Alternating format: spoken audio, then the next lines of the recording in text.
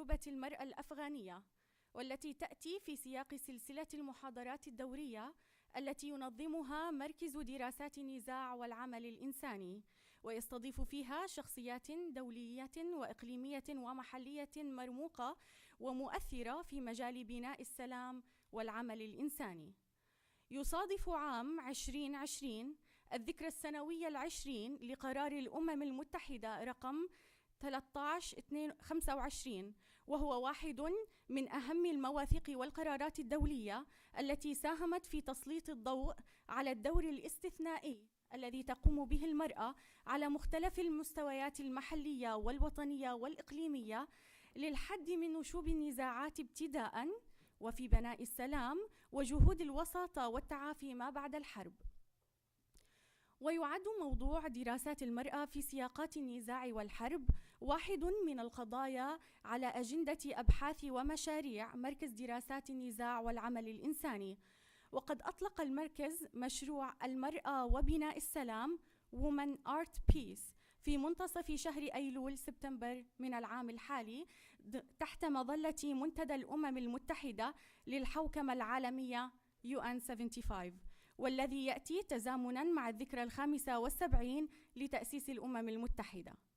يقوم مشروع المرأة وبناء السلام على بناء شبكة من الشراكات مع ممثلين عن المجتمع المدني والمنظمات غير الحكومية، إضافة إلى المراكز البحثية والخبراء وصناع القرار على المستوى الوطني والإقليمي والدولي.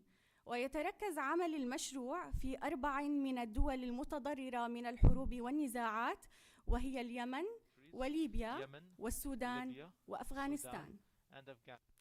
يولي المركز اهتماماً خاصاً بتوفير المعرفة المتخصصة في مجال دراسات النزاع والعمل الإنساني باللغة العربية، وبالرغم من أننا مضطرون لعقد الندوة النقاشية اليوم باللغة الإنجليزية لأهداف تسهيل الحوار مع المتحدثات وتوفير الترجمة إلى اللغة البشتونية من اللغة الإنجليزية حصراً، إلا أن translation from Pashtun to English, but we also have translation into Arabic, and this session is going to be broadcasted on the social media accounts and the YouTube account. Professor Sultan Barakat, the founding director of the Center for Conflict and Humanitarian Studies, is going to moderate this session, and he's a graduate of York University, where بعد الحرب في العام 1993 وحتى العام 2014. في العام 2012 انضم إلى مركز بروكينغز للأبحاث في الدوحة كباحث زائر، ثم تولى بعدها منصب مدير مركز دراسات. And then he became the director of the Center for Conflict and Humanitarian Studies. He has an expertise in various academic and professional fields: conflict management, rebuilding and reconstruction, and managing transitional periods. Welcome, dear guests, and we would like to thank you for being here with us, and we would also like to welcome all our guests who are watching us in English and Arabic through broadcasting, and we will be happy to receive your questions through your comments. Thank you.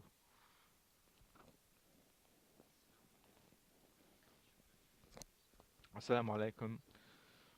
شكرا جزيلا. أعتذر عن السماعات حيث أنها لا تعمل، لذلك سوف نحصل على حسم عندما نقوم بدفع الفواتير. إذن ميساء أعطت مقدمة لما سوف نقوم به وربطت هذه الفعالية بمشاريع أوسع نقوم بها على مستوى المركز، وهي متعلقة بتمكين المرأة في مجالات الوساطات، وهي مرتبطة بأجندة 75 المرتبطة بعمل الأمم المتحدة. شكرا جزيلا. شكرا. Today is a very special day, and for me as a male professor is a very intimidating day, and because I'm not only with four outstanding women practitioners, but also they are all have had an exposure to academia or have engaged with academia and are some of the most important opinion shapers in Afghanistan. We're very honored to have with us our colleagues. To my right, immediate right, is Mrs. Fatima Gailani. Fatima began her career as the spokesperson for the Mujahideen against the Soviet Union in the 1990s. In 2001, she became a member of the Bonn Conference, and the following year of the Emergency Loyal Jirga between June 11 and the 19th. She was a commissioner in 2003 and participated in the formation of the Constitution of the Islamic Republic of Afghanistan in 2004. After that, for about 11 years, she led the Afghan Red Crescent Society in Afghanistan.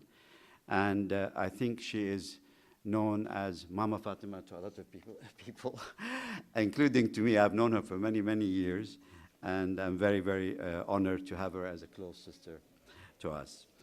Fatima is accompanied to her right by Habiba Sarabi.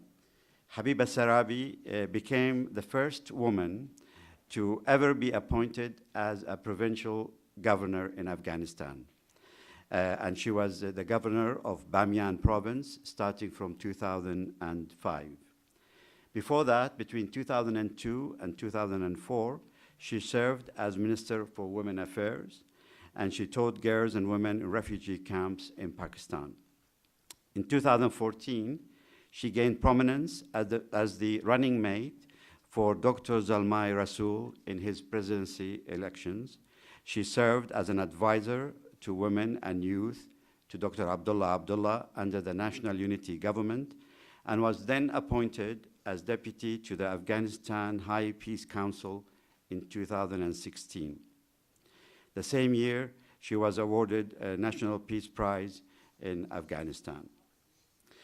Immediately to my left, Fawzia Koofi is the first Afghan woman to be elected as a second deputy speaker and was heading the Parliament's Women Affairs Commission.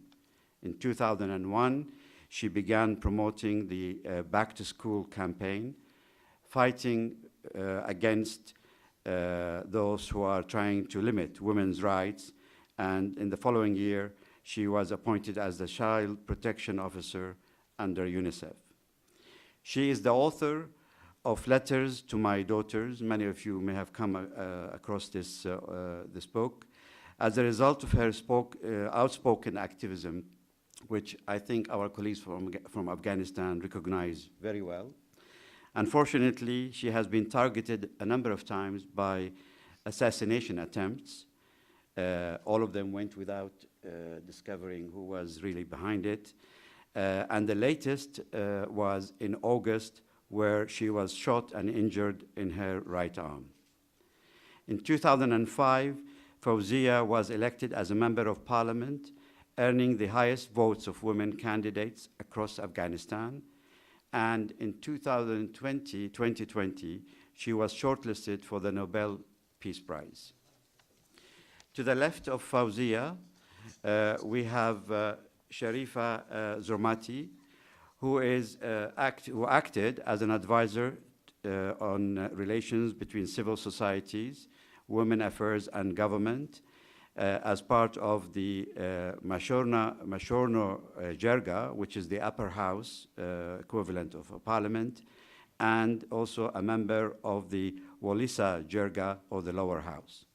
In Afghanistan, she is a media consultant and spokeswoman for the Women Affairs Ministry, and she was also a commissioner in the Afghanistan Independent Election Commission. Additionally, she is an advisor to the President for Human Rights Affairs. So you can see from these very brief bios why discussing issues of women in Afghanistan would be extremely interesting and potentially very complex and full of challenges for us today. To help us organize ourselves, we propose that we tackle it from 4 themes. because we didn't want it to be only looked at from a gender perspective. From the bios I read to you, you can see that we don't just have women on the panel. We actually have, as I said earlier, opinion shapers, policymakers, parliamentarians, to whom peace and reconstruction in Afghanistan goes way beyond the mere definition of male-female. So we thought we will tackle 4 themes, and each of our panelists will start by giving her view on this specific theme, and then we will engage in a wider discussion. The 4 themes we thought we'll start with Sharifa Khan talking about inclusivity in peace building and peace approaches. And inclusivity includes not just inclusivity in terms of opening the opportunities for women, but for many other sectors in the society that have been excluded, either because of the context or the time pressure or the way the arrangements have been made. And that could look into issues of minorities, youth, victims, and so on. And then we will move on to Habiba, who will speak specifically on the challenges and the opportunities for women direct participation in reconciliation and peacemaking in Afghanistan, and some of the challenges they faced over the years. We will hear that there's been many, many attempts over the years, and how those attempts have either bear fruit or have been frustrating to those who undertook them.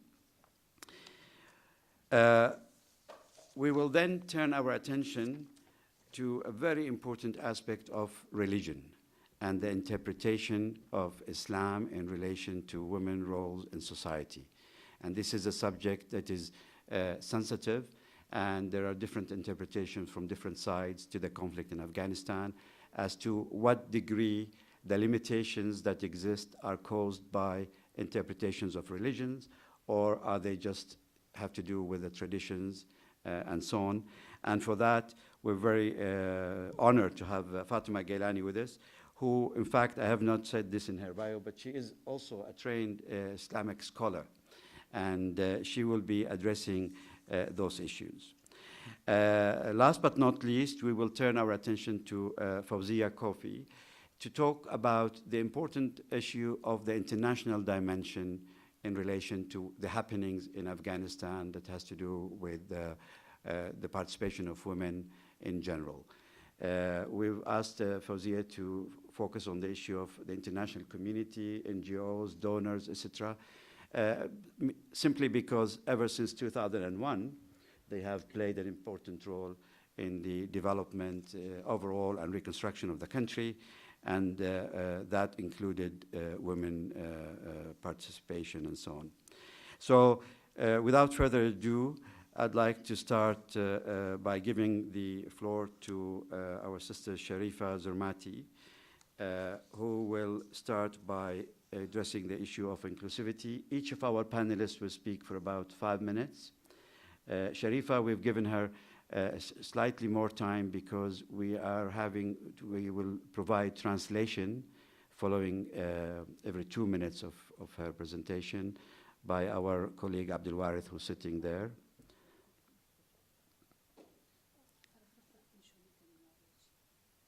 Yeah. Okay. So let's start with you, Sharifah Khan.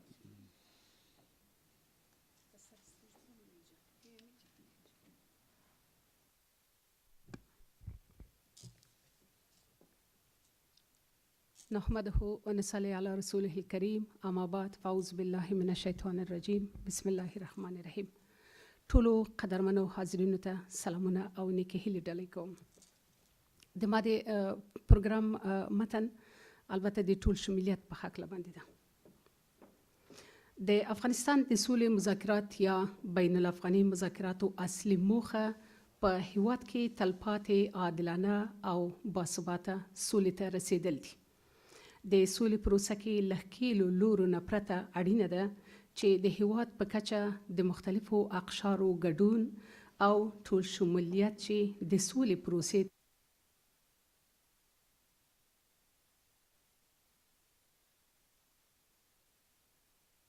مرحبا جميعا. أرحب بكل الحضور. سوف نتحدث اليوم عن عملية الاندماج في بناء السلام من أجل الوصول إلى سلام دائم وعادل في البلاد، بالإضافة إلى مشاركة الأطراف في هذه العملية. من الأهمية بمكان أن تشارك المجموعات المختلفة في هذه العملية لكي يتم ضمان الشفافية في هذه العملية.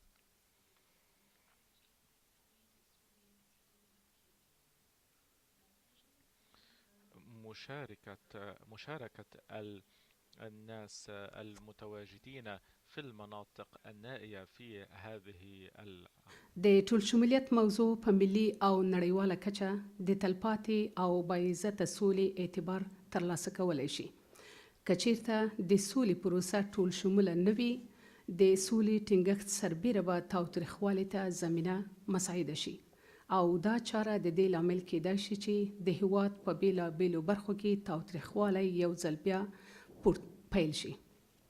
The issue of the inclusiveness can earn the credibility to a lasting and dignified peace nationally and internationally. If peace process is not inclusive, in addition to continuation of instability, it will increase the level of violence. This could lead to resurgence of violence in various parts of the country. د مذاکراتو په درشل کې د ولسونو د غږ اوریدل، هغوی ته ونډه ورکول او فعال ګډون به د سولې پروسې ته لا قانونیت او مشروعیت وروبخي. Listening to the voices of people, giving them active participation role, will further legitimize the peace process. موږ قطر ته د دې لپاره راغلي یو چې یو 40 کلنې جګړې ته د پای ټکی کېږدو. دا ستر مسؤلیت یوازې د موږ نه دی، بلکې د هغوی هم دی چې زموږ په وړاندې قرار لري. We came to Qatar to end this 41 years of long war. This great responsibility is not ours alone, but of those who are against us to end this war.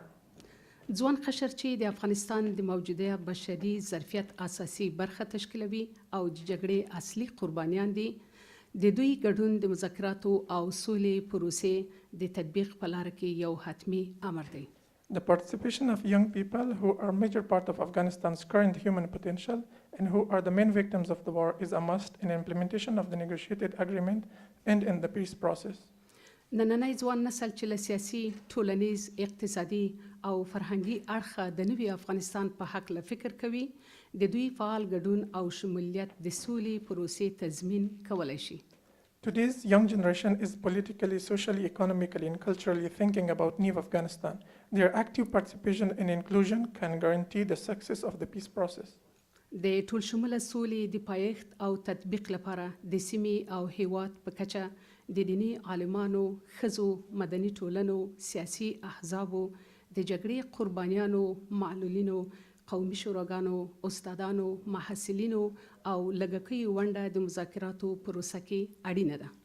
The participation of religious scholars, women, civil societies, political parties, victims of war, the disabled, the tribal council, teachers, students, and minorities across the country is essential for the sustainability of the peace and implementation of inclusive peace. د جګړې قربانیان چې له هر چا نه زیات ځورېدلي او مایوسه شوي دي، د مذاکراتو په جریان کې باید د ځانګړي رسمي او غیر رسمي میکانیزمونو له مخې په مذاکراتو کې حضور ولري. Victims of war who suffered and the most and frustrated more than anyone else must be present during the negotiation through special formal and informal mechanisms. ښځې او لږکۍ چې تل د جګړې قرباني شوي دي، د دوی فعال ګډون په هیواد کې د عادلانه، تلپاتې او باعزته سولې تضمین کولی شي.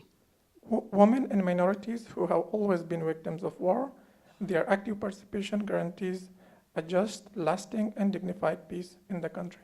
نړیوال تحقیقات ښیي چې د ښځو فعال ګډون د مذاکراتو پروسه کې د سولې پروسې ته قوت، پایښت او سپېڅلتیا وربخلی شي. International research shows that the active participation of women in negotiating process gives strength, sustainability, and integrity to the peace process.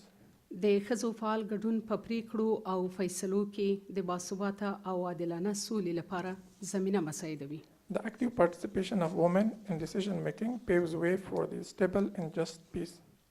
موږ د هیواد په کچه د بیلابیلو ډلو، ښځو او مدني ټولنو سره کتلي دي، لکه د افغانستان د ښځو واحد غږ ګروپ، د افغانستان د ښځینه خبریالانو ګروپ، د افغانستان د ښځینه استادانو او محصلینو ګروپ، د ښځینه امنیتي سکتور ګروپ، د ښځینه دینی عالمانو ګروپ، د ښځو د حقوقو د فعالینو او مدني ټولنو ګروپ او د بشري حقوقو د مدافعینو ګروپ. We have met with various women's groups across the country. The Afghanistan's Women United Voice Group, Afghanistan's Women Journalist Group, Group of Female Teachers and Students of Afghanistan, Women's Security Sector Group, Group of Female Religious Scholars, Group of Women's Rights Activists and Civil Society Activists, Women Human Rights Defenders Group. مدني ټولنې چې د ولسونو ترمنځ د یووالي، عامه پوهاوي، ښوونیزو ورکشاپونو او کنفرانسونو له لارې فعالیت کوي، د ځانګړي میکانیزم له مخې مذاکراتو څخه وړاندې د مذاکراتو په جریان کې د مصالحې د عالی شورا د مذاکرې د هیئت او د ولسونو سره په ملي او محلي کچه فعالیت کوي. Civil society, which works for inter-ethnic unity, public awareness, educational workshop and conferences, has a special mechanism in place before and during negotiation and working with the High Reconciliation Council, the negotiating team, and with the people at the national level and operates locally and nationally.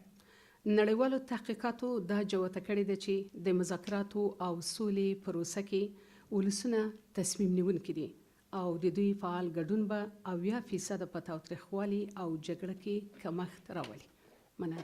International research has shown that local people are the decision makers in the negotiating and peace process, and their active participation will reduce violence and war by 70%. Thank you. Thank you very much, Mrs. Zurmati. I think it is very clear the emphasis you placed on the importance of the participation, and we shall come back to that. We shall come back to that in our discussion later on. Thank you very much.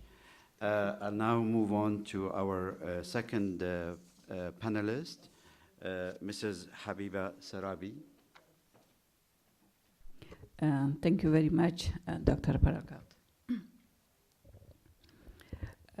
Honorable Dr. Barakat, dear audience, ladies and gentlemen, first of all, let me to thanks from you and also the colleague that made this opportunity to talk about the women issue in Afghanistan and for the peace building, how the women could play a big role for the peace building and reconciliation.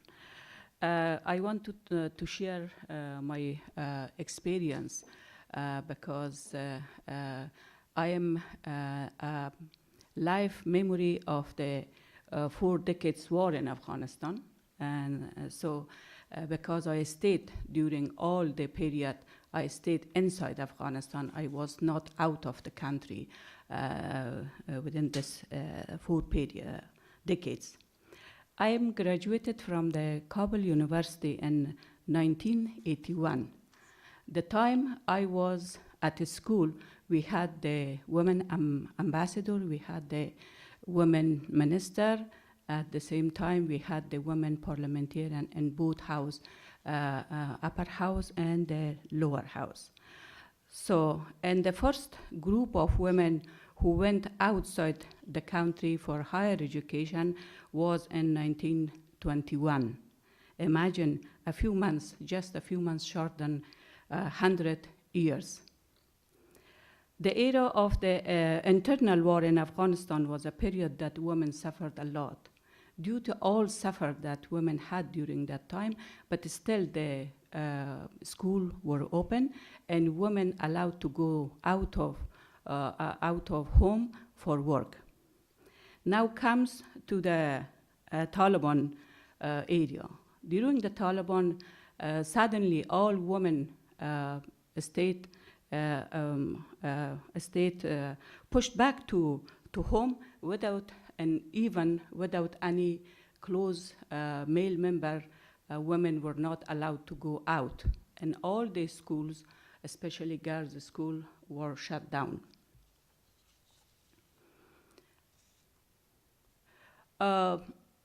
Women, of course, were not allowed to go out of home without any close male member, which we call it in mahram. But due to the war, though we had hundreds of women, widows, that they were carrying all the responsibility of their families. So after 2001, there was a new window of opportunity open for Afghan women. And the Constitution gives us the equal rights according to the Article 22. However, in the past 2 decades, we have made significant achievement as compared to the preceding time. 23% of the civilian workforce is made up women. We have 69 women parliamentarians and 19 senators. Women have made inroad into assuming position as lawyer, and we have at the moment 393 prosecutors, 234 judges, 2 district governors, 5 deputy governors, and 59 members of provincial council, among others. In addition to this, we have a ministry dedicated to women affairs.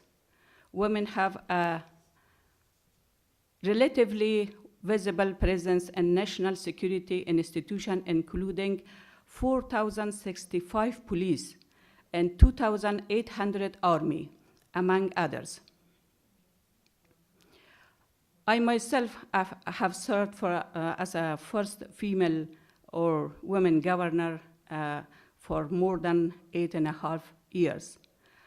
The NGO, the number of NGO and non-governmental organizations increased, and there are tens of NGOs that they are working in the education, health section, and different other, including the conflict resolution and reconciliation and peace education. These achievements are good, but by no means enough and far-reaching. We have to keep striving for more. Yet, since the commencement of the Afghanistan peace negotiation, women have expressed heightened concern related to preserve the achievement of the past 2 decades. The rights and freedom given to women are time and again being mentioned as a red line for the negotiation. It's not only the government of Afghanistan, but the international partner also stayed with us. This is all good and positive, yet unfortunately there is a tendency to equate women's rights in general to women-specific and gender-related issues in Afghanistan. Both Afghan and our international partner alike sometimes engage in narrative that reduce our role in the peace process to gender-related issues, as if that is the only reason why we should be present at the table. As almost half of the Afghanistan population, we have everything to participate in decision-making on issue of the national relevance and at all levels. We feel the responsibility and accountability from the women that they are inside Afghanistan. So that's why we are engaged with them, listen to them, take their concern, take their fears, and for the better negotiation on the negotiation table.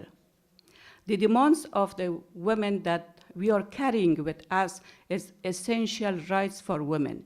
The essential rights that they are talking about is political rights, economic, social, and cultural rights.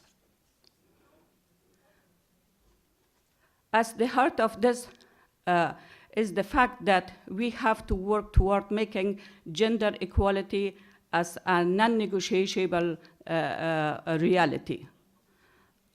Our message and the women message that we have got from inside Afghanistan. The message that, a strong message we need from your side a strong message that it will change our future or affect the future of Afghan women.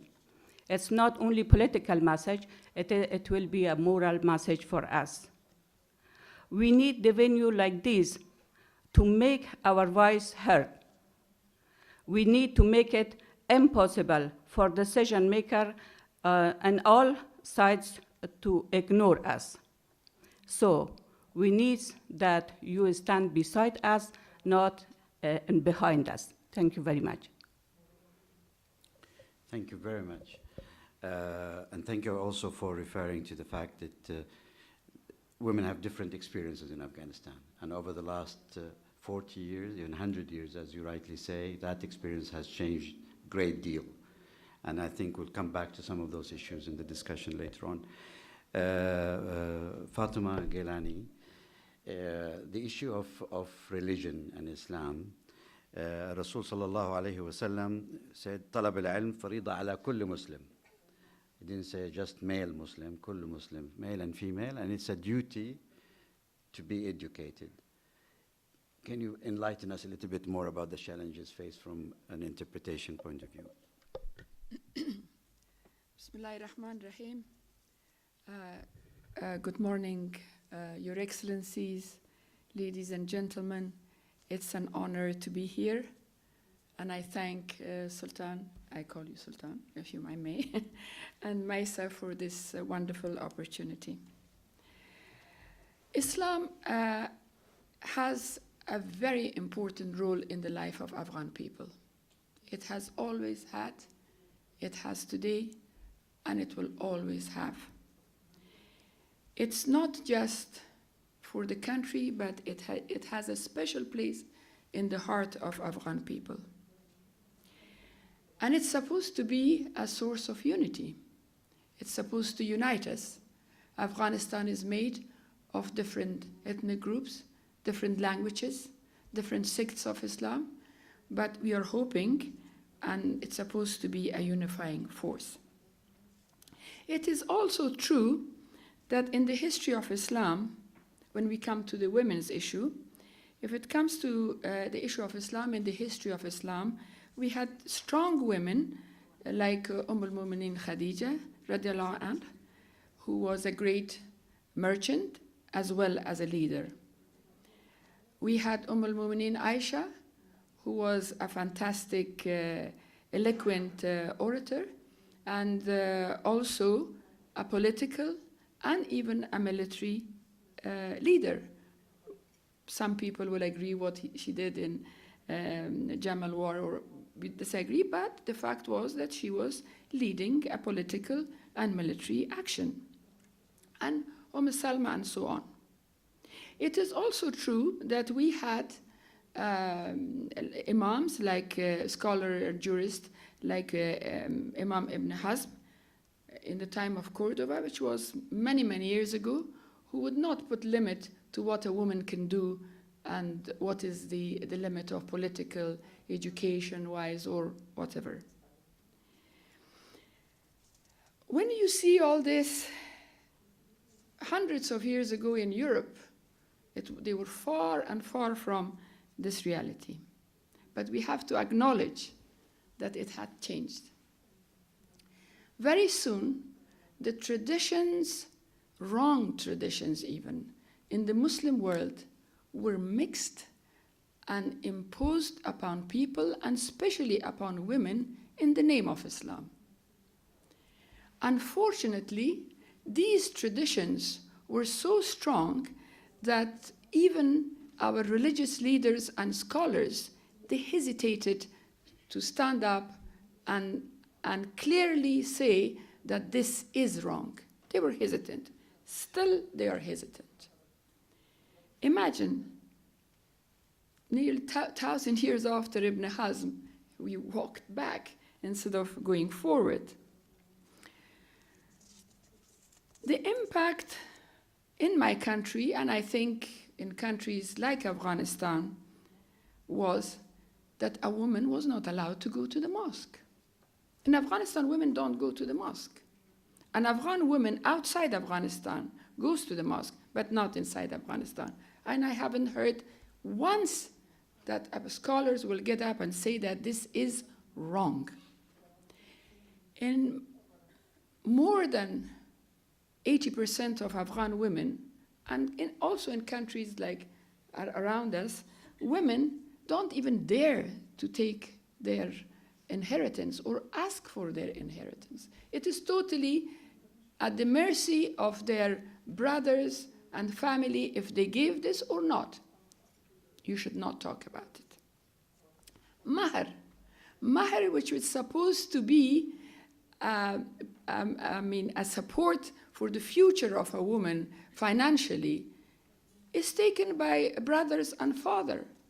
It became a price on the head of this woman, like a commodity. And no one talked about it because it was tradition. And slowly, families became so strict that educating a woman was not well done. People were ashamed to send their children, daughters, to school. In short, this had become the traditions became much more strong than religion, and sometimes it was imposed in the name of religion. I still believe that Islam can be a source of unity in Afghanistan, but it has to be the Islam which is true, the Islam which is universal, and Islam that we all be proud of. It is the duty of women like us, but it is also the duty of scholars, religious scholars in our country, to differentiate between these two and openly and bravely say that what is Islamic and what is tradition, and it has to be separated once and for all. And most importantly, Islam should not be allowed to be a tool of politics in the hand of anyone. The equality, coexistence, tolerance, patience is a very important factor to sustain and even to build peace in my country. We must not allow people to use Islam for the source of disunity, for the source of one to subjugate the other. All these values exist in Islam. All these things, and I remember as a child when I first at school, I was studying history, when I heard, when I was reading in history that even a war has a code in Islam, as a child I was so proud of it. And later, at the age of nearly 50, when I became the head of the Afghan Red Crescent Society, and I again read the Geneva Accord and those articles in it which was for the codes of war, I thought, well, it is exactly the same. It's taken from my religion. But is it implemented? Are we sure that it is implemented? I'm not very sure, I'm sorry. In Afghanistan, in the new constitution of Afghanistan, that I had a very small and humble role in it, we tried. We tried very well to merge these universal values and strengthen it with the values of Islam. And it looks nice. It is really practical. It is not something that you forge it and it's not practical. It was in consultation, a wide consultation with the religious leaders in Afghanistan and with human rights advocates, with women's advocates, and they were giving us a hard time really to make sure that both exist. In Article 22, as Governor Sarabi said, is ensure the equality of women in everything, and many other articles. But also in Article 3, it is totally clear that nothing, no rules, no regulations, no law in Afghanistan could be made which is against Islamic law, and it has to be according to the Islam. So only few things in the law which is regarding the family law, maybe there is a difference between man and woman, but in general, all the universal values is kept in this constitution, and I can defend it, or everyone can defend it according to the Islamic law. Thank you. Thank you very much. Thank you also again for highlighting the fact that maybe there is an issue with the implementation and not just the principle, not just the understanding. And of course, although Habiba emphasized the shortcomings under the Taliban, you are kind of referring that implementation may have been wrong even now. Still there are some gaps. In general, yes, we can do. Thank you very much. We'll move on to Fawzia Koofi and discussion around the general issue of international support and NGOs. Bismillah ar-Rahman ar-Rahim. Distinguished participants, ladies and gentlemen, Dr. Barakat, I would like to thank you and your team for. I thought I will use this to make it more. Can you hear me? But that's okay. Can you hear me? Yeah. I thought I will use this to make it more lively so that we are all engaged in this. Thank you and your team for giving the four women, the opportunity to not only speak about what their vision and experience is, but also in a broader term to share their experience of the history and the way forward, because we are at a critical time of our history.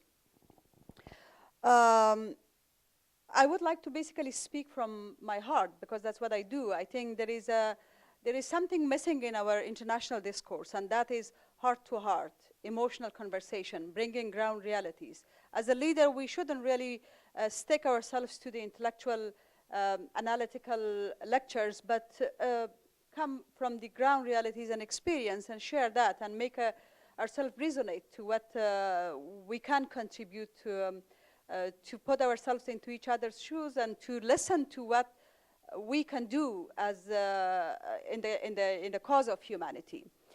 Going back a little bit, if you allow me, Dr. Barakat, to our history, when I was absolutely very little child, or maybe even not born, when the jihad started in Afghanistan, and as a result of also the Cold War, a lot of international community, some of you also represent them, the countries, the world community, started supporting the Mujahideen, which was a great thing to do then.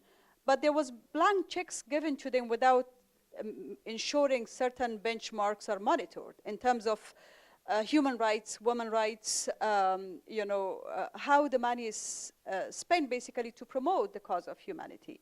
Because that's what people do in the war. In the war, which the culture is war is also not respected, let's focus on the human aspect of it.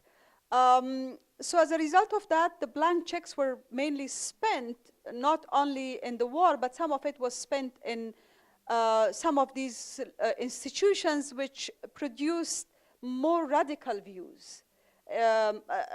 We call them madrasas. Without their curricula being monitored, reforms brought to the curricula, as a result, many of the Afghans who either migrated, went as a refugee to study in these neighboring countries where the jihadi leaders were there, basically, they become more radical in their views in terms of the situation in Afghanistan, but mainly women and human rights, which is not something that has got deep roots in Afghanistan before that. Yes, the governments had their policies in terms of these issues, but there has always been certain level of liberties that people enjoyed. There was no control of what a woman wears or what a man wears or how the education system should be or how much the measurement of a bear should be, while this was actually the practice later on. The The people clothing was monitored, the measure of a beard was measured. I think it started back then. It started back then, and then people of Afghanistan paid the consequences. Now, post-2001, we are in a war of perspectives. We have extreme interpretation and definition of different perspectives. I give you a few examples. The international community presence in Afghanistan, NATO / peacekeeping missions, which came to Afghanistan as a result of Security Council resolution in 2001, many Afghans, I don't say all, many Afghans regard them as freedom fighters who help people of Afghanistan to be allowed to use their basic rights, including some of which my sisters mentioned, the right to go to school, the right to be able to walk freely without the fear of being beaten up, being whipped. So many people call them as freedom fighters. They regard them as freedom fighters. There is another perspective towards that. The other perspective is that they are invaders, that they have destroyed our country, that they have killed many people, that they have misbehaved. We are in a war of perception. The same for women.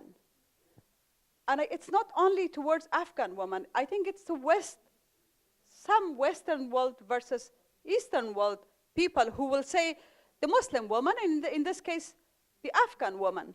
They're women who have, who use the opportunities less, they're less progressive, they're less open-minded, and they're extreme.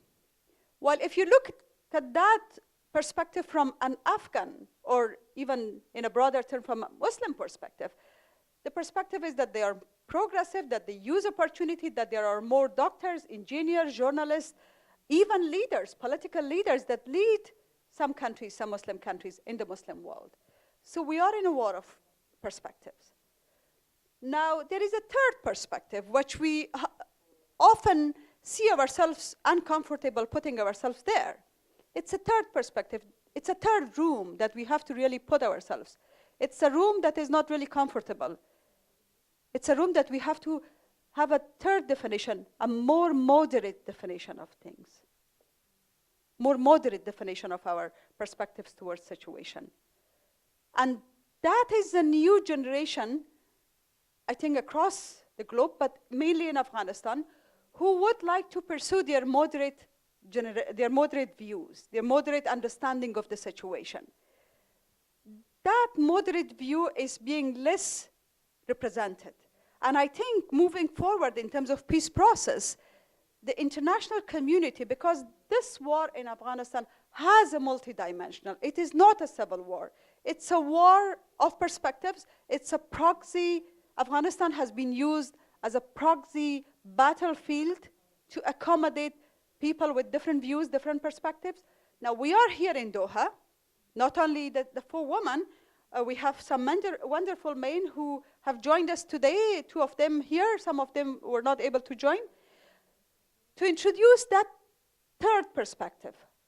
And that is, we can have different views to the extreme that we are willing to kill ourselves under the name of suicide bombing or kill other human beings just to pursue our views.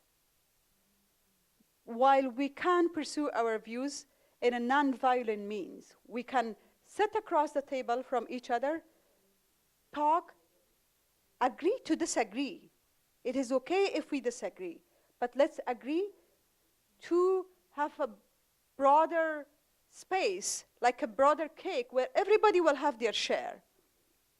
I know that some of my colleagues, some of my friends, I would say, who are in Doha, under the name of Taliban, they have a complete different understanding of the situation than I do, than most people in Afghanistan do, because it's a new Afghanistan with new ideas, completely transformed, represented by its women, by its younger population. For people who sit here across the waters, across the mountains, in this country, in this beautiful, luxurious life, we need to make them understand that you can still oppose our views. but let us live in a society. Let us live in our country. You know, the opposition of views should not be the reason for us to kill each other. That should be used as a positive step, as a positive aspect of our life, because our country is a country with diversity. It's a country that accommodates more than 30 ethnic groups, different school of thoughts, including Hanafi, Jafari, even non-Muslim. We have Hindu and Sikhs. We have also one person with belief of Jewish. So that is a country that has to be respected.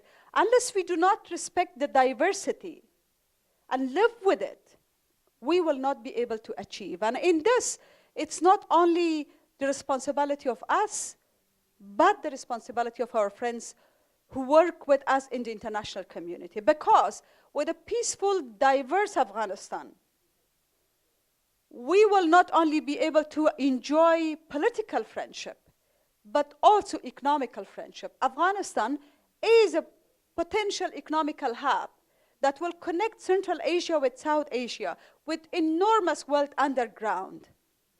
But yet, a poor nation in terms of access to economical resources. Let us help Afghan people and the country to enjoy what it has with a defined relationship, with a defined friendship. Thank you. Very much. Thank you very much. And again, thank you for emphasizing the need to coexist, live with different opinions under the same umbrella. I'd like now to engage in some discussion.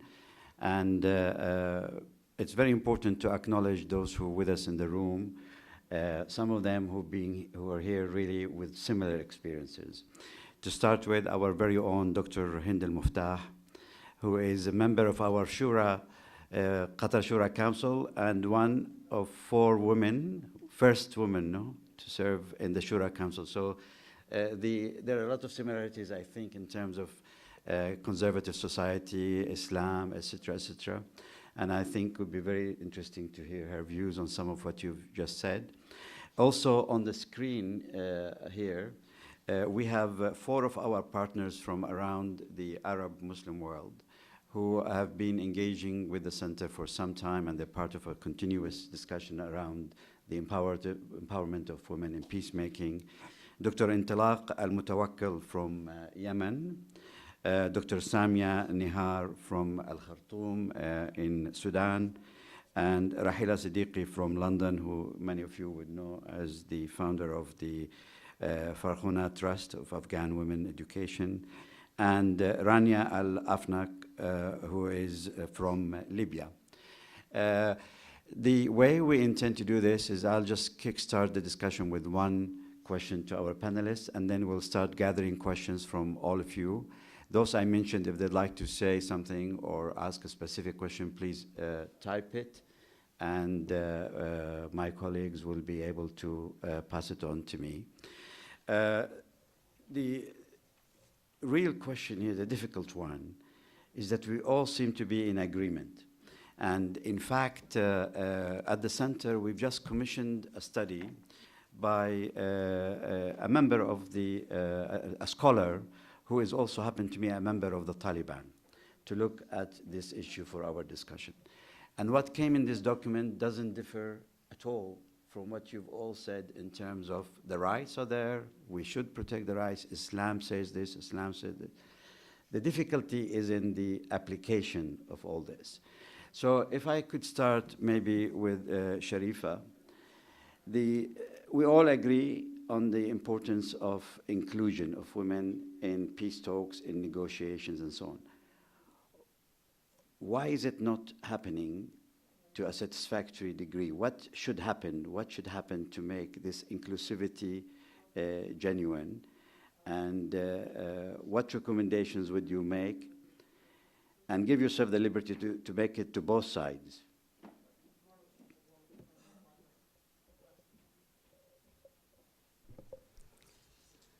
مننه سلامت اوسئ. د افغانستان په اساسي قانون کې هیڅ ډول مشکل نشته. په پراخه کچه باندې د ښځو ونډه په حکومتولۍ کې همداشان د سولې او د امنیت په پروسه کې په تمامه معنا نیول سوی ده، ورته ارزښت ورکول سوی ده. Sorry. Thank you very much.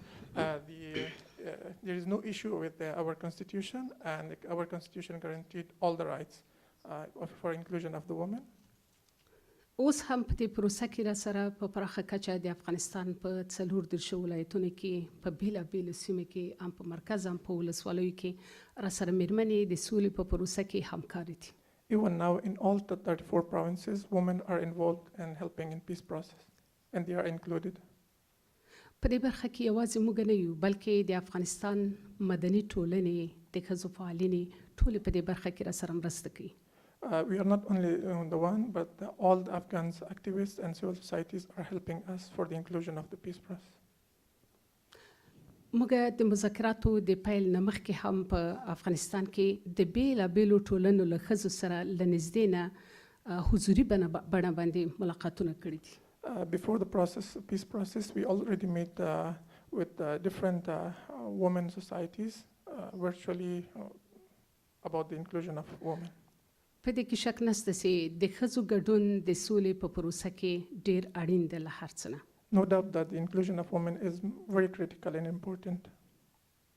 اما یوازینۍ ستونزه په افغانستان کې ناامنۍ او ټولنیز دودیز هغه ناسم دودونه دي چې په افغانستان کې لا تر اوسه پورې دا زمینه نه ده مساعده چې ښځې په پراخه کچه باندې ونډه واخلي. But the main issues, challenges for the women are the first of all is insecurity, and the other is the cultural malpractices that is not allowing women to participate.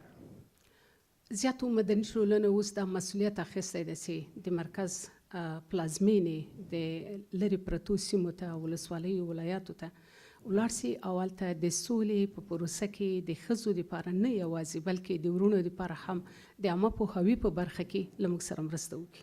Most of the civil societies now going beyond the capital couple and reaching far countryside, and to not only include women but even men in the peace process.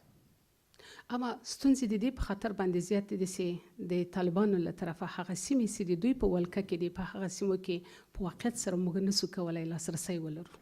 But the issues rise more when it comes to the areas where are under control of Taliban.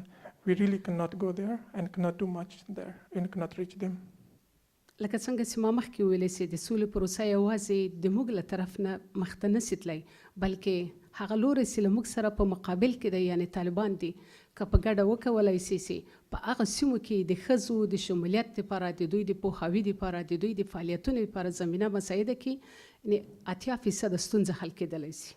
As I said earlier in my speech, that's not our responsibility, but the responsibility of the other side and the Taliban. If they help us in inclusion of women in the peace process and to let their women to have awareness programs and trainings, that will be helping us up to 80% to have a success rate. موږ تقریبا په ټولو ولایاتو کې هم د عامه پوهاوي پروګرامونه د ښځو د اندېښنو د دې د وړاندیزونو پروګرامونه دپاره آنلاین د زوم له لارې کولی سو چې تماس مو نیولی ده او د هغوی ټولو ستونزې مو اورېدلې دي. We already contacted women and listened to their concerns and their voices through Zoom and through online meetings in all over the countries. تقریبا یو نیم کال مخکې د ملي اجماع د ښځو د ملي اجماع په نوم باندې 15,000 کسو په شاوخوا کې ښځینه وو د سولې د پروسې د اوربند د تطبیق دپاره پروګرامونه په لار اچولي وو. Under the national consensus, around 15,000 women launched the program in supporting the peace process, او دا پروسه اوس هم دوام لري. And this process is still continued. اما امیدوارو یو هغه لوری چې له موږ سره په جنګ کې ښکیل ده په دې برخه کې را سره مرسته وکړي. But we hope the other parties that it's at war with us help us to implement and include women in the process. یو بله لوی ستونزه همدا ده چې ښځې د زده کړو نه لرې پاتې سوي دي. Another big issue is because women are kept away from education. مننه. Thank you very much.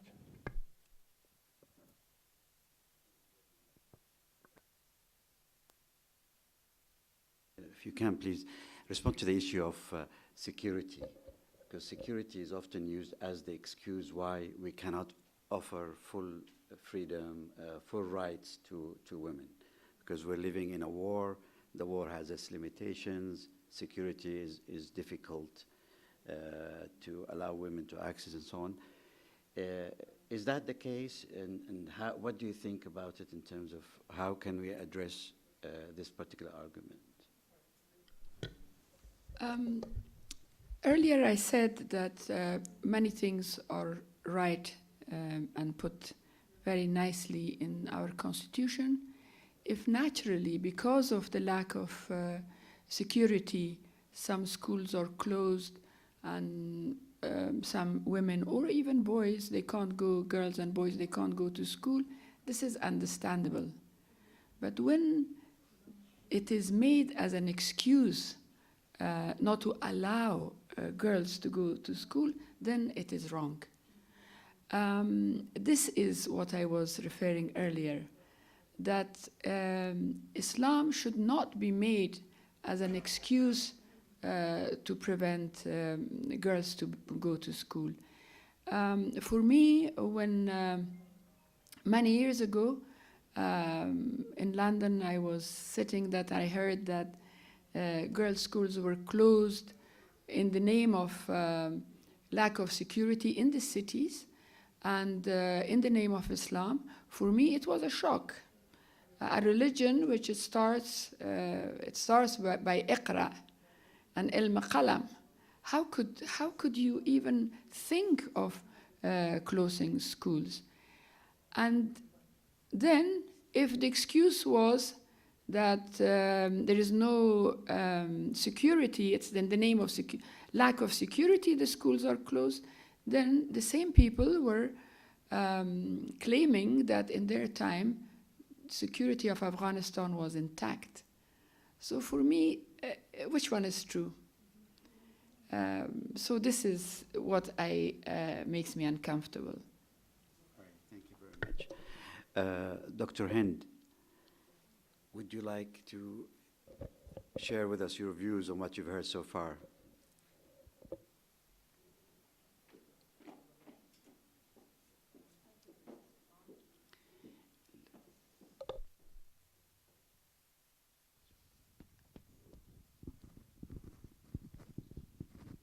Oh, yeah, okay. Thank you, Dr. Sultan, and thank you very much the four distinguished ladies for the very interesting experience we've been listening so far.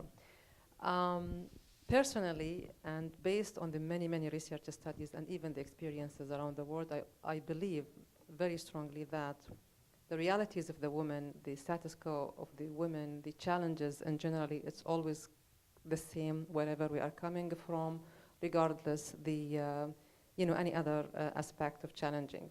However, when it comes to peace making, just to share with you this experience, last year I attended similar event at the United Nations just before the corona. And one of the issues that was raised and discussed in this workshop by the male ladies and also the male who attended this workshop is that the main challenge that women face in the peacemaking is that, I think Sharifa, she raised this one and she stressed it, is the excluding of women in the pre-negotiating dialogue, which really affected not only the policy-making process, but also the quality of the end results, specifically in terms of its content and intents, and how does it really targeting the main stakeholders of the society, including, of course, the women, minorities, indigenous, and so on. So, my question, do you think that having, such equal rights, whether it was granted by constitutions, NGOs, human rights, whatever, talking about, let's say healthy society that really grant women their human rights in terms of equality. So do you think that having such challenge, which I still believe it happens everywhere in the world, it has to do with culture rather than regulations and laws? And I'm really so sorry because I really have to leave, but I will be listening to you both and get the answer. Thank you very much. Thank you very much, Dr. Hind. It's a very good point to leave us with because, in fact, it's another, there's a question online related to the same issue. And it basically says that there seemed to be a conflict between traditions and Islam. And you seem to be torn between adhering to your traditions or using Islam, and you refer to moderate views of Islam and so on. I'd like maybe, Fawzia, you start by addressing this issue. What can be done to overcome those traditions? And from the description that was given so far, it has predated the Taliban, even the jihad to some extent. What would you recommend? What are you suggesting for a major change now? Okay, I would stress three things, and that three thing is education, education, education. Because only by educating the society, not only educating women, but also educating the men in a society, that we can reach to an environment where we have a true understanding of not only Islamic belief, but also true understanding of our cause and our purpose. I think when I speak of education, it's not, the education, the regular education that we are referring. I know that there are Muslim women, and many Muslim women probably will hear us, and Muslim men. Islam has been interpreted by mostly male scholars. We do not really have, to the extent that we need, women scholars to interpret Islam for us. So whatever I hear from a man, and in many cases, actually, it has been, the religion has been used to empower politically also. So in many cases, they use it their own version of interpretation, and that version of interpretation differs from one individual to the other. However, I don't think, to relate it to what the situation in Afghanistan is, I don't think in Afghanistan actually it's an Islamic, it's a war that has to do with belief or ideology. I think it's a political war. And the major victim of this war has been, the women have been the major victim of war. And moving forward, probably this peace process is one of the unique peace processes in the world where the women's rights and human rights probably will be an agenda item for discussion. If you look at the Colombia peace process, if you look at the Northern Ireland, even the other peace process, including Nepal, people do not, the two warring groups do not discuss these issues. But here, it makes it very unique because we will be discussing, this is going to be one of the agenda items. Although from the Republic side, we have a constitution which Article 3rd, as my sister said, clearly specify no laws in contradiction with Islam. Article 22, then equality. And then there has been actually a thorough research about our constitution by ulama, and it has been clear that this is one of the Islamic yet progressive constitution in the region. So although we have a guideline, which is our constitution, but moving forward, this is going to be one of the issues for discussion. And that's why I think women engagement, as Dr. Hind mentioned, in pre-negotiation, during negotiation, during implementation of the agreement is essential. It's not just for decoration and for symbol. And I think one of the achievements of the delegation that both sides delegation, I would say, is the woman present beyond symbolism in this negotiation. We have been here for a little bit more than 2 months, and the women of Afghanistan have proved that they are beyond symbolism, that they are in depth involved. And I think it's also for us. I would like to make a statement here that will resonate with my sisters.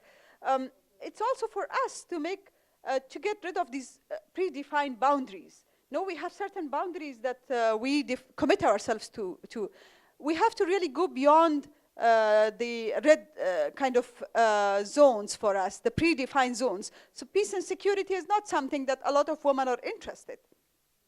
It's a new area. We have to, if we really want to make a change, we have to enter the no entry zones. We have to enter where we are needed, but we are not present. And this is one of the most challenging job, I would say, of my above 20 years of career, but yet more pleasant, because at the end of it, you see that you have made an impact. So therefore, women engagement is key in these processes. Habiba, the no-entry zones. I think you were one of the first to enter a no-entry zone by assuming the role of a governor in Afghanistan and in a very important area. How would you address this issue again? I have in front of me here a quotation from the speech or speeches from Mullah Omar, the head of the founder of the Taliban. Mullah Omar seems to have made 11 references directly to women and women participation in politics and so on. And this is a document that was put together, as I said, by a scholar who is related to the movement. And all of them are pro-women. It is about, preventing violence. It is about allowing education, but within a context that is appropriate for a woman. And that's where we enter, I think, the interpretations and the perspective. What is appropriate for a woman? And so on, and all the other religious rights that were referred to by Sister Fatima have actually been at one stage or the other referred to. So there's a great deal of commonality, I think, in what is, at least in terms of rhetoric, what is being said.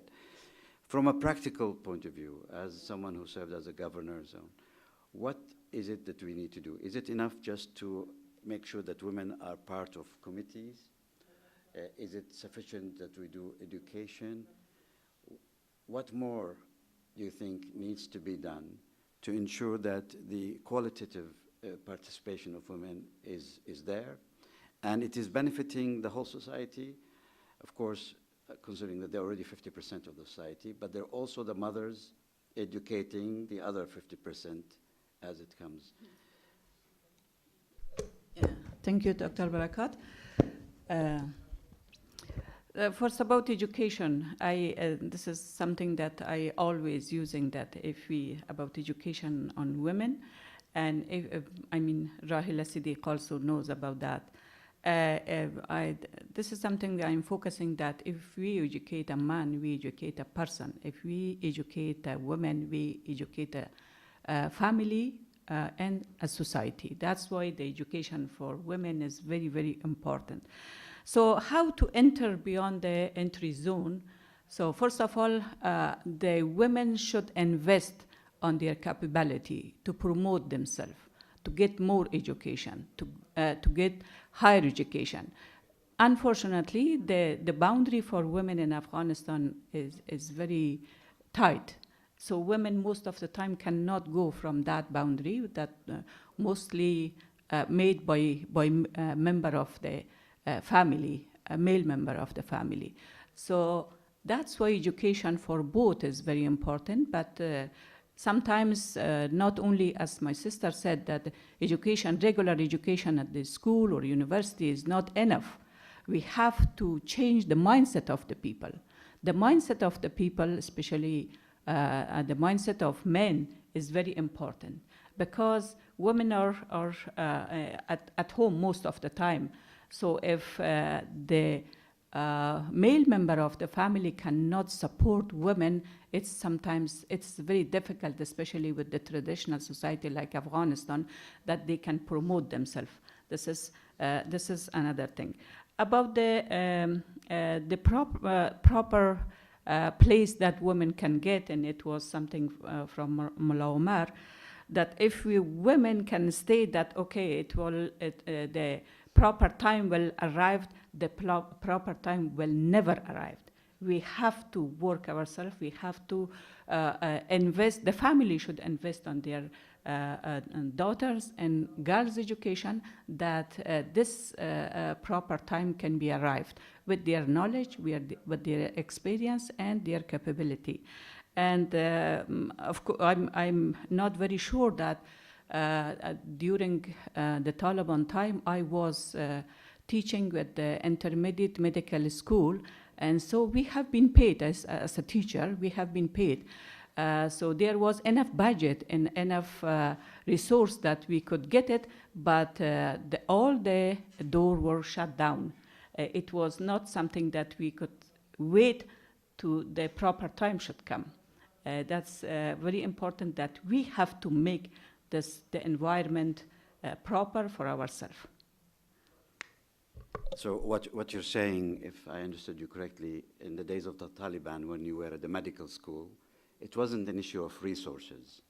The money was still available, yes, but it was a choice. They've made a choice to not educate, or they allowed education of a small number of doctors? No women could go to school, but for the medical doctor, at the recent time, only one of the women generals, Suhaila, and she used to be the Minister of Health after that, she was pushing to have only a small group of a woman for the medical education, only 25, I think, or something more than 20. That's the only. But all the other schools were closed for girls. Very interesting. If we, I ask this in relation to how the international community has supported or hindered this change in culture over the years, that where they really did they show sufficient understanding of these cultural dimensions, the limitations on women's participation, and address them head on? Were they diplomatic in addressing them with the Taliban? Were there too many compromises made in those days? Let me to share some of my experience with the international support for women. Sometimes the international support, to be honest, it's beyond the culture. So I can give you an example. So that's why it was a kind of, sometimes it was a kind of reaction from the community level, especially on the rural area. I was the Minister of Women's Affairs with the former President Karzai. We were in Washington, D.C., and there was a bill of $5 million for women promotion. Or women empowerment. It was just a bill. And 2 years later, the President Karzai asked me that what happened to that bill and that money. I said, as a Minister of Women Affairs, I don't know that where is that money. So because the money that they wanted to send it in different area, of course, without any transparency.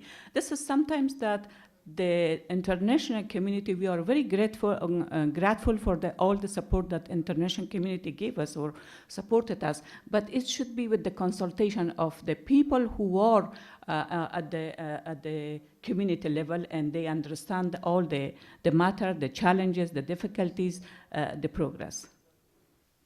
Thank you so much. Well, now I'd like to open the floor for questions to our panelists, including from our colleagues who are linked to us on Zoom from Khartoum, Yemen, and elsewhere, Libya. If you have any question. كانت لديكم أي أسئلة الرجاء اطرحوها علينا. The questions I will call on my. هذه الأثناء أدعو الدكتور عبد الوهاب الأفندي إن كان ما زال موجودا. السياسي، وربما كنت سأسأله سؤالا. على أي حال نتلقى أسئلتكم الآن.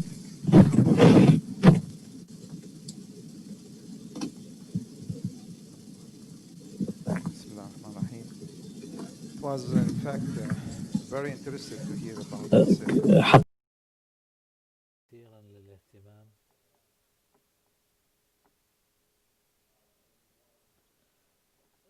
اسمي وائل شديد، أعمل في مجال الإغاثة. الأمر الذي أثار اهتمام أكثر من أي شيء هو مسألة التصورات في أفغانستان وحرب التصورات التي تحدثت عنها الأخت. نعم، نعرف أن هناك الكثير من العرقيات، لكن الإسلام هو الدين المشترك كما قالت إحدى الأخوات. أن يوحدنا بدلا من أن يفرقنا. Many countries, their traditions. أنا أتفق مع ذلك، لكن المشكلة هناك كثير من التقاليد التي تفرض على الإسلام. لكن إذا كنا نتحدث من منطلق التصور، يجب أن يكون هناك منطلق، يجب أن نعمل على أساس التوافق الوطني، ومن دون ذلك ستبقى التصورات مختلفة، ثم الاختلافات، ثم النزاعات. فيجب أن يكون هناك جهود تبذل وصولا إلى هذا التوافق الوطني من أجل تطوير منظور وطني.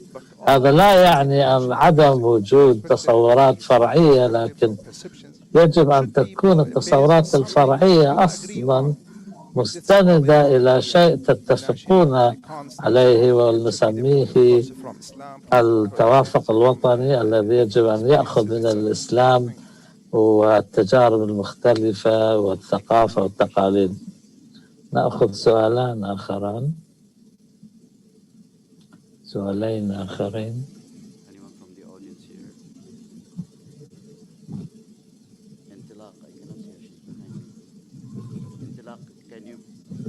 انطلاق. السلام عليكم. ممكن أن تطرحي سؤالك؟ أوكي، شكرا دكتور سلطان بركات، شكرا مائسة، شكرا للمركز أيضا لدعوتي، وشكرا للأخوات الأفغانيات. لا يسمع صوت الأخت انطلاق في الترجمة.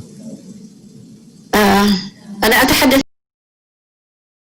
I'll speak in Arabic.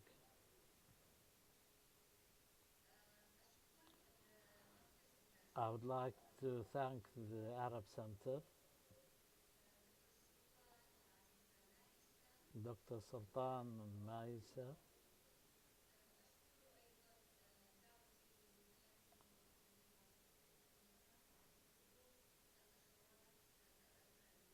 and I would like to thank you for inviting me to participate in this important seminar with the presence of our sisters from Afghanistan.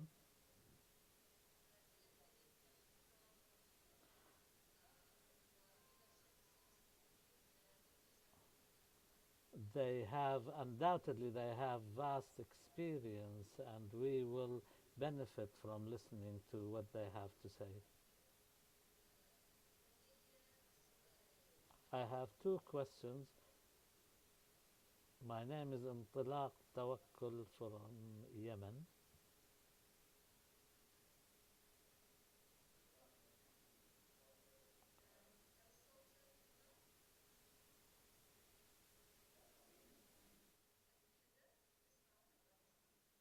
Can I speak? Can you hear me?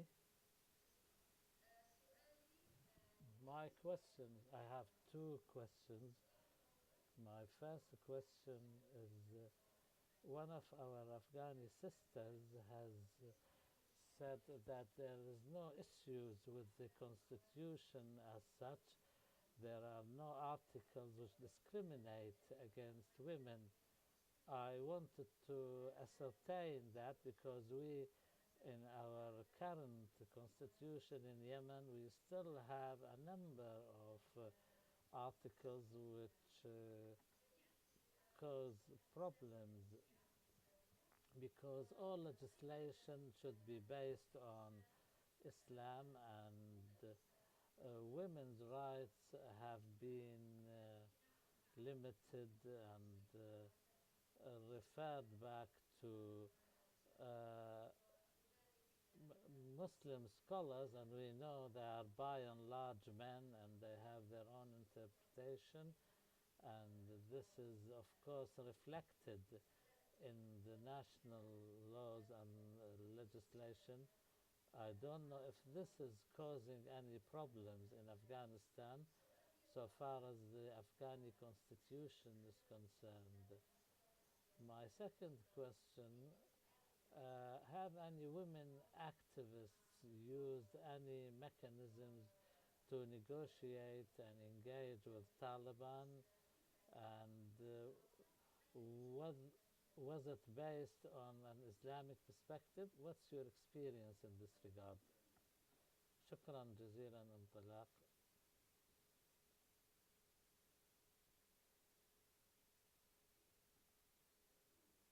السؤال الأول يتعلق بالتصورات مرة أخرى. There is some good references in the Constitution, but the problem we have is that the other side does not recognize that Constitution. So are there conscious efforts to work on building a consensus with the other side? And it relates to the second part of the question of intilaq. Has the women of Afghanistan tried to have direct dialogue with the Taliban on these issues? And a third part is in Yemen, it seems to be the same issue that you referred to, that it is male-dominated, the discussion. And even al-ulama, those who are religious scholars and so on, are there efforts to build a momentum of female religious scholars? And I will add to this, maybe, what role is the international community playing in that? Are they accepting that there is a need for this? Is it going according to your wishes or not? So who would like to start? And then we will be concluding. This is a very important question, because in every country, the constitution and the laws are the base to guarantee the future of a subject that the people of the country. And here in Afghanistan, women and also minorities are, it's extremely important that we have it right in the laws and especially in the constitution, so it is a guarantee. So slowly more peace is achieved, and also in the capital and in the big cities, which contains a majority of people, more than half of the population of Afghanistan. This law is implemented there. It's in the far areas that it is not. That's why I say it again, that just saying that this constitution is not a good constitution, it's not right, is not enough. I want to hear exactly where in the constitution you have a problem and on what base. So this is a matter of conversation, that let's converse and talk about it. Whether it is in Afghanistan, whether it's in Yemen, we all suffer from the same problem. But this constitution, we didn't just sit in Kabul and just wrote it. It was a huge consultation in all over Afghanistan. It was a huge consultation with Islamic scholars outside Afghanistan and inside Afghanistan to make sure that this is a constitution which guarantees equality, tolerance, inclusion, as well as being totally in the boundary of Islam.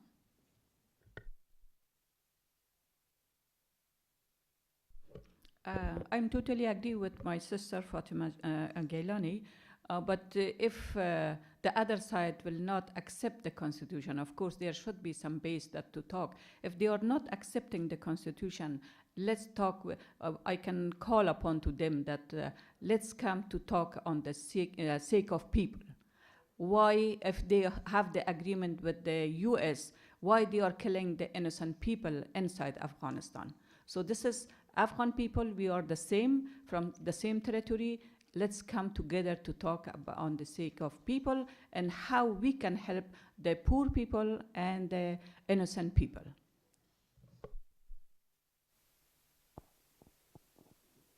Okay. Thank you all for the important questions about perception. The phenomenon of different perception is not an Afghan product only. It's a global phenomenon. We have difference of views to the extent that not only in Afghanistan there is war, in Yemen, Syria, Sudan, because of the vulnerabilities we have, if this vulnerability to this level where there is poverty, in the case of Afghanistan, for instance, there is poverty, uncontrolled long border, conflicting zone with conflicting interests from our neighbors.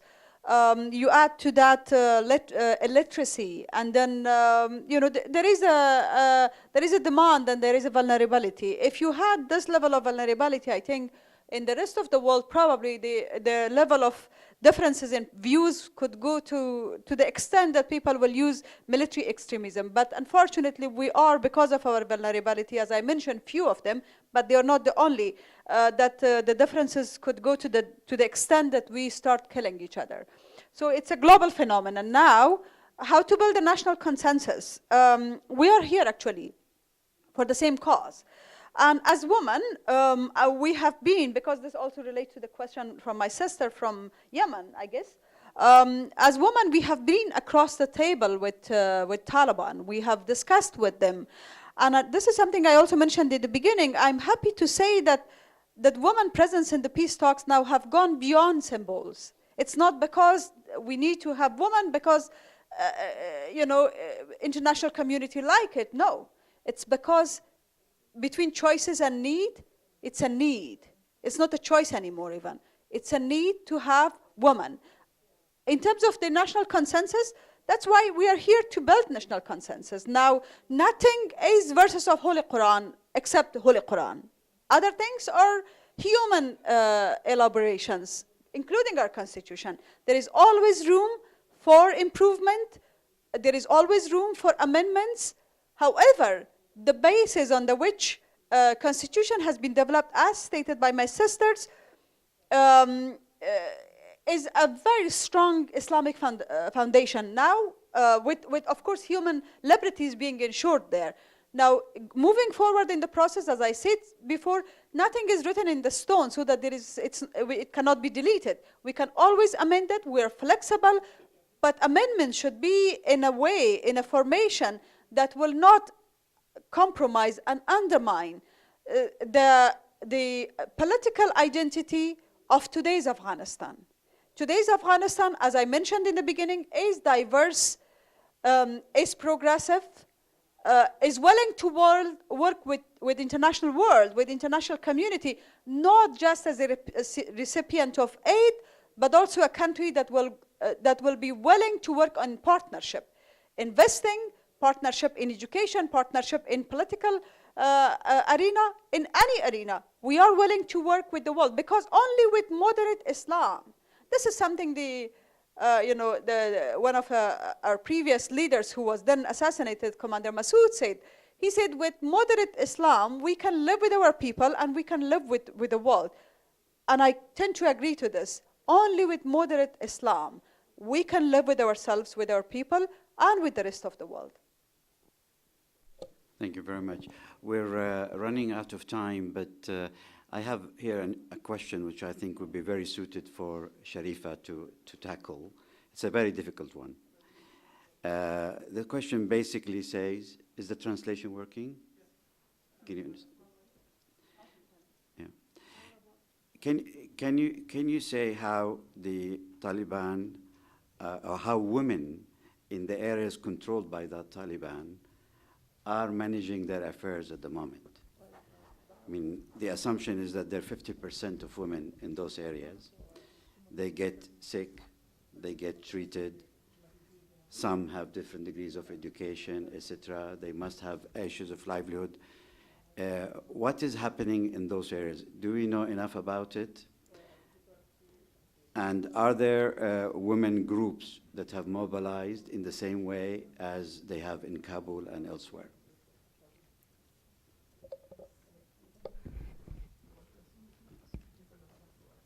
بله مننه زه په خپل یو کلیوالي ښځه یم غواړم د کلي انځور تاسو ته ووایم. I'm a villager and I want to give you a perspective from a villager perspective to you. ما ابتدایي زده کړې هم په کلي کې کړې دي او دغه نه وروسته عالي زده کړې مې په مرکز کې کړې دي.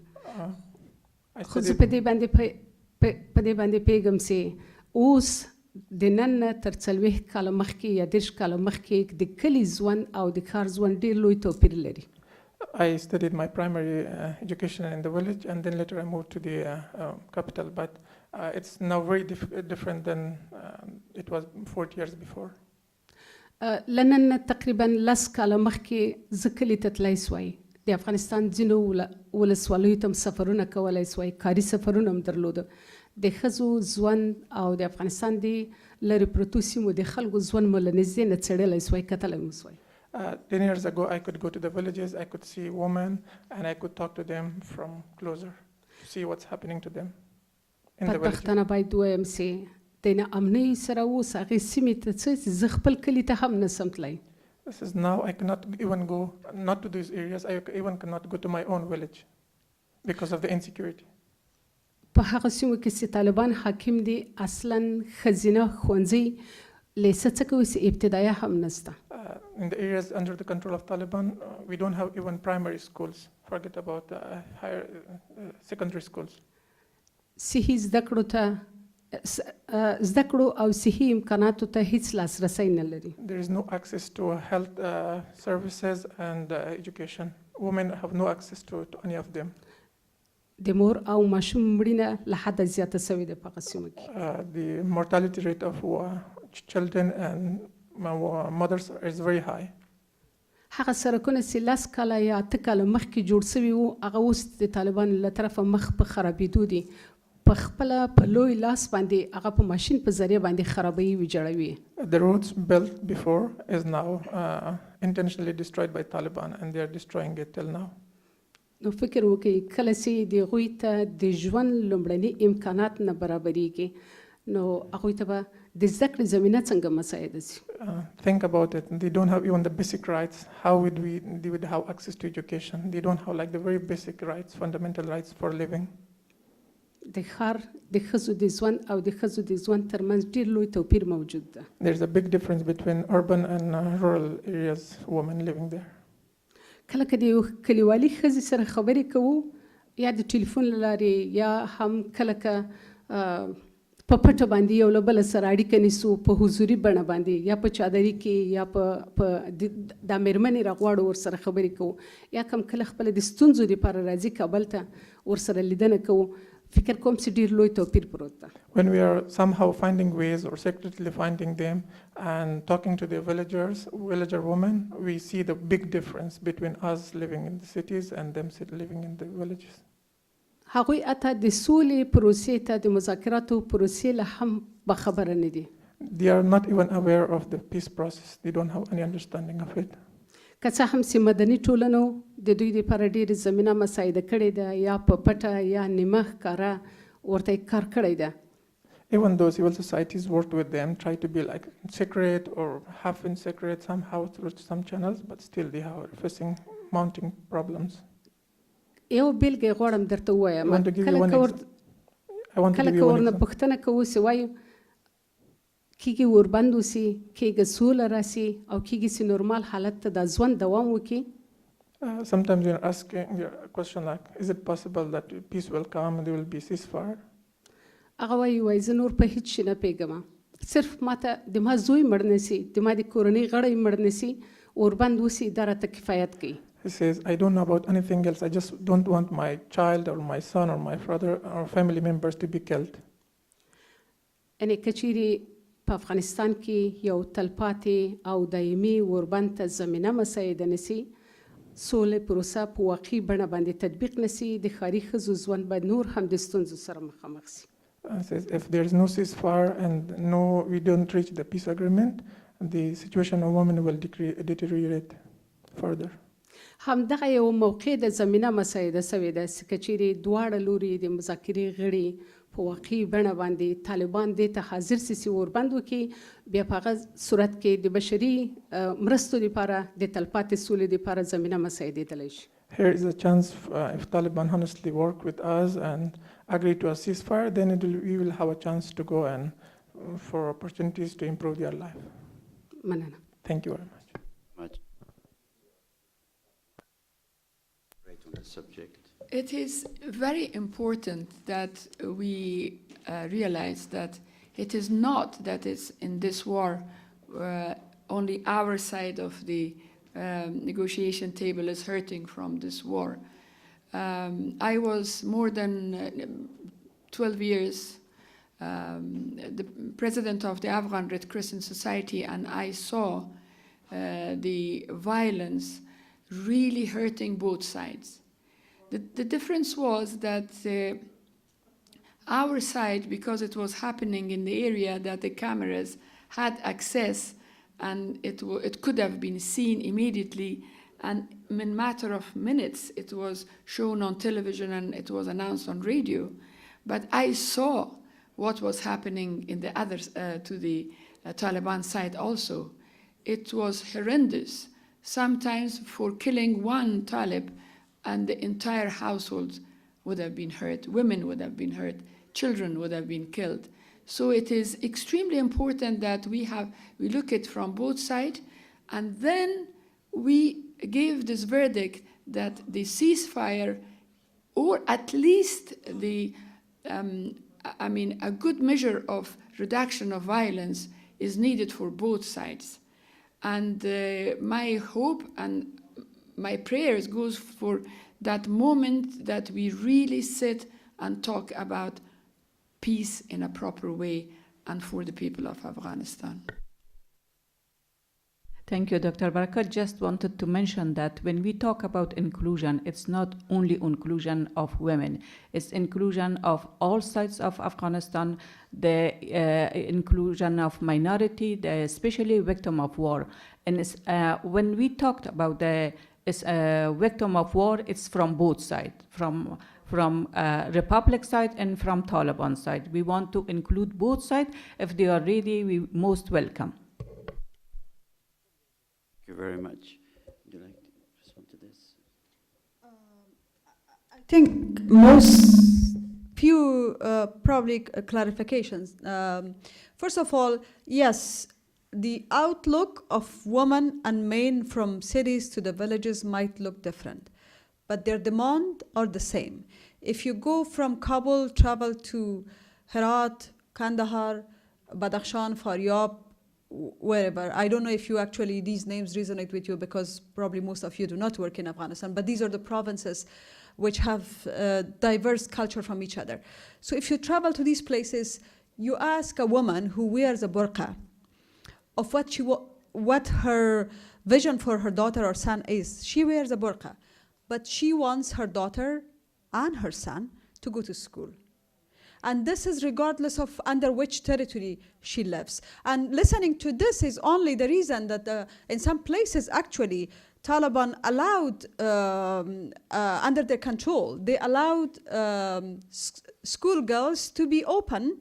And this is what the demand of the people of Afghanistan is. Now, actually for the same reasons that as negotiating on behalf of people of Afghanistan and keeping our perspective widen, we would like to reach a ceasefire agreement that will not only benefit us, the troops or whoever who are fighting, but benefit the people. We were in the negotiation table when a war in Helmand, one of the provinces, occurred. As a result, 35,000 people left their homes. Many people were killed from both sides, but also civilians. When the same day we had the negotiation with Taliban, when we shared some of these facts and figures with them, it was interesting to see that they also have the same understanding. So we speak the same language from a different perspective. And that's why we think it is important to talk, to share the differences, but then to agree on having differences. Thank you. Great, thank you so much. I'm afraid we need to bring it to a close because we're already behind schedule. And I'd just like to wrap up by emphasizing the importance of where you concluded, dialogue. This is what it is all about. I hope in the future we'll be able to have this panel with the participation of women and others from all sides who are able to transmit to us the picture as it is and engage in this, finding this common ground, because clearly we have a lot of commonality in here, but we also, unfortunately, have different perspectives. And the years of violence and the violation of rights that has happened over the years has made it worse to even sit together and talk. Usually in these events, when we do them, we get, 5, 4, 8 questions maximum. Here, I'm overwhelmed by the questions I'm getting from those who are following us online, which means there is a lot of appetite to engage and learn more about what you're doing. And also, I'm conscious that we haven't given a fair chance to our colleagues from Yemen and Libya and Sudan to engage with us in this session. Maybe we'll be able to do that later on. But I'd like to thank you all. Thank especially those who've attended in person. Dr. Amal Ghazal, thank you very much for joining us. Your Excellency, the Ambassador, Your Excellencies, the members of the negotiation team, and of course, for these wonderful 4 ladies that are, for me, more of sisters than professionals. Thank you very much for joining us. I hope that your stay in Qatar will continue to be comfortable, but more importantly, opens avenues of dialogue. What we try to do here is just to make your voice heard, and I'm sure that all sorts of people are following this discussion. I have, in fact, received a message of congratulations to all of you from His Excellency Ambassador Khalil Zad from the United States, who could not follow in time, but he has sent a message. His Excellency Ambassador Mutlaq Qahtani, who is the special envoy from Qatar, also sent his blessing and congratulations for having this opportunity. We are here at the center. We see it as part of our mandate to try and enlarge that space of common understanding. And in the future, I hope that our friends and our counterparts, people that you are negotiating with, will also feel the same interest and feel that, as Sister Fatima put it incredibly well, all have suffered, and it is time to end this suffering. The world has moved on, and unfortunately, in the Muslim world, we seem to engage in far too many of these conflicts that really have got to be resolved. So thank you very much for your time. Thank you for joining us. We will continue the conversation later. Thank you, everybody. Thank you to our team, those who've done the translation, Abdul Warith, thank you very much, and our translators upstairs. Thank you very much, Maisa and the rest of the team. Take care. Bye-bye.